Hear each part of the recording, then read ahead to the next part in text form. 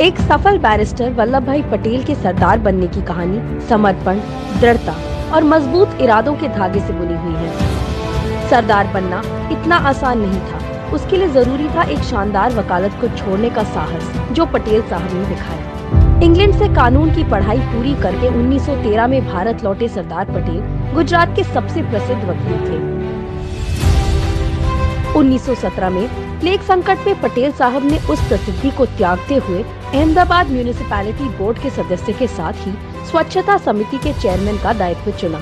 उस महामारी के दौरान पटेल साहब खुद जनता की सहायता के लिए अहमदाबाद की सड़कों पर उतर गए। नालियों की सफाई और दवा के छिड़काव पर बारीकी से नजर रखने लगे। हालांकि इससे पहले वो प्लेग के शिकार हो चुके थे, लेकिन अपने पद के प्रति जिम्मेदारी के भाव ने उनको जनता के दुख दर्द में शामिल कर दिया। उस समय के बारे में हरिजन पत्रिका के 10 फरवरी 1951 के अंक में मालवंकर लिखते हैं कि पटेल की आंखें कहती थी, मैंने स्वच्छता समिति के चेयरमैन का दायित्व लिया है।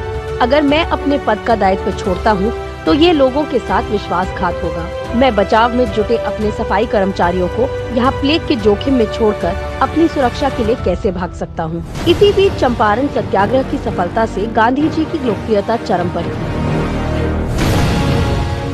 ऐसे में गांधी जी को गुजरात सभा के अध्यक्ष पद पर चुना गया, तो गांधी जी के निवेदन पर ही सरदार पटेल ने गुजरात सभा के सेक्रेटरी के रूप में सक्रिय राजनीति में कदम रखा।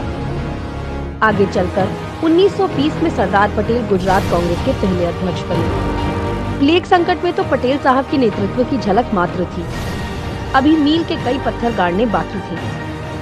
अभी तो पटेल साहब के लौ इरादों से ब्रिटिश हुकूमत की नींव हिलनी बाकी थी। जय हिंद। अपने सुझावों के लिए हमें धरोहर@inc.in पर लिखें।